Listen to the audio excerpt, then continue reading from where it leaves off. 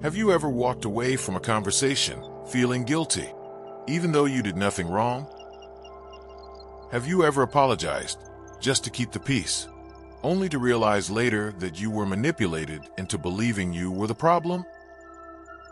Maybe you've questioned your own memory, your own judgment, even your own sanity. If that sounds familiar, you may have been dealing with a narcissist. Narcissists don't usually scream. They don't always insult you openly. Instead, they slowly reshape your reality until you begin doubting yourself. Today, we're not just talking about who narcissists are. We're going to learn exactly how to deal with them without losing yourself. Because the biggest mistake people make is trying to change someone who never believes they're wrong. To understand how to deal with narcissists, you first need to understand one important truth. Narcissists aren't looking for connection. They're looking for control. Control gives them validation. Power gives them security. Attention gives them identity. Most people think narcissists have incredibly high self-esteem. Ironically, many psychologists believe the opposite. Beneath the confidence often lies fragile self-worth. That's why criticism feels unbearable. That's why accountability feels like an attack. That's why they blame others, even when they're clearly wrong. Because admitting fault threatens the image they've spent years protecting. So instead, they manipulate reality. Gaslighting is psychological manipulation that makes you question your own reality. They might say, "I never said that. You're imagining things. You're too sensitive." Over time, you stop trusting yourself and start trusting them instead. That is exactly what they want. In the beginning, they seem perfect. Constant compliments, endless affection, grand gestures. It feels magical, but it's often not love. It's investment. They're creating emotional dependence. Once you're attached, the affection disappears, and manipulation begins. Healthy people communicate. Narcissists often punish. Instead of solving problems, they disappear emotionally. No calls, no texts, no explanations. The silence isn't about healing. It's about making you desperate. Even when they hurt you, somehow, they become the victim. Suddenly you're apologizing, comforting them, ignoring your own pain.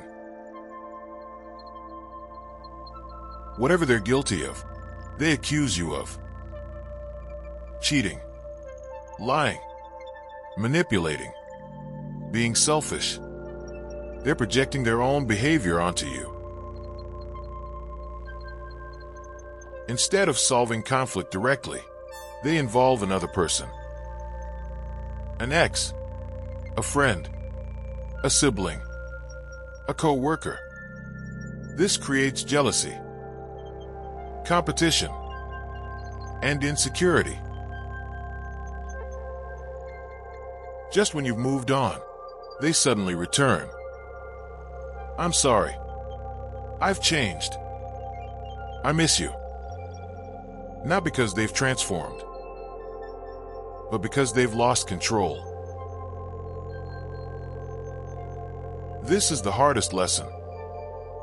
You cannot heal someone who refuses to acknowledge they're hurting others.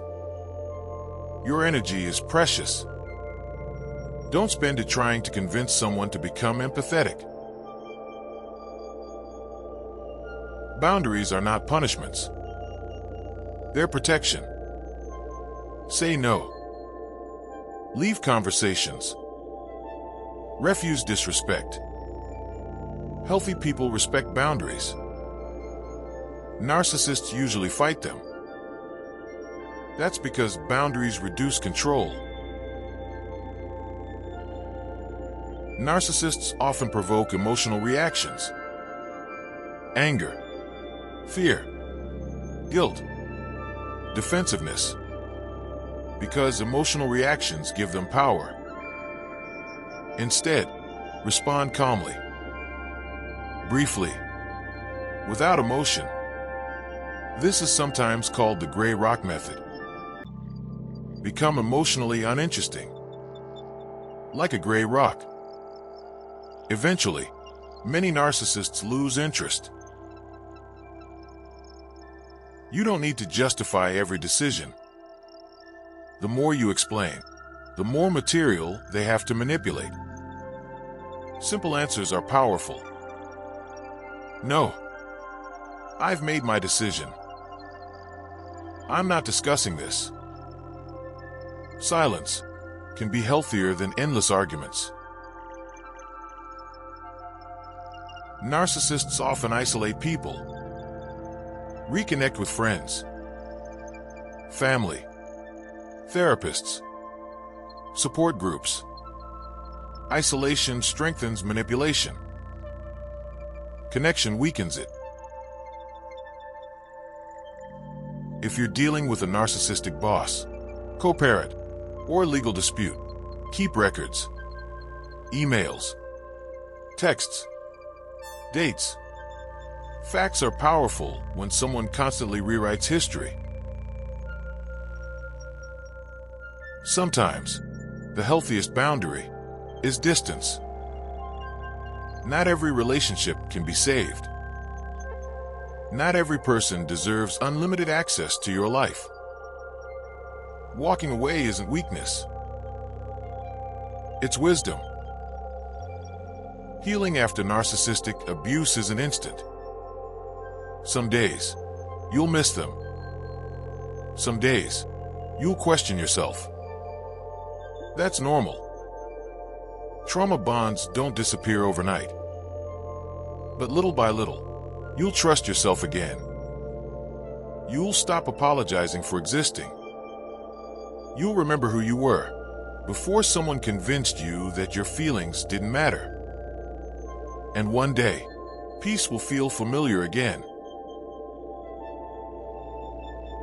If there's one thing to remember from today's video, remember this.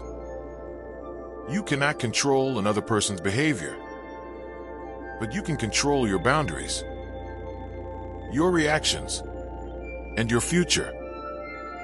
The goal isn't to defeat a narcissist. The goal is to protect your own mental health.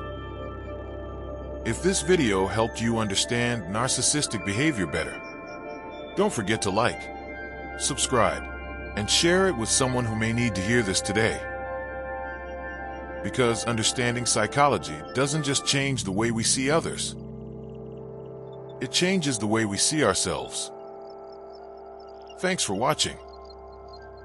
This is Mind Science Simplified. See you in the next video.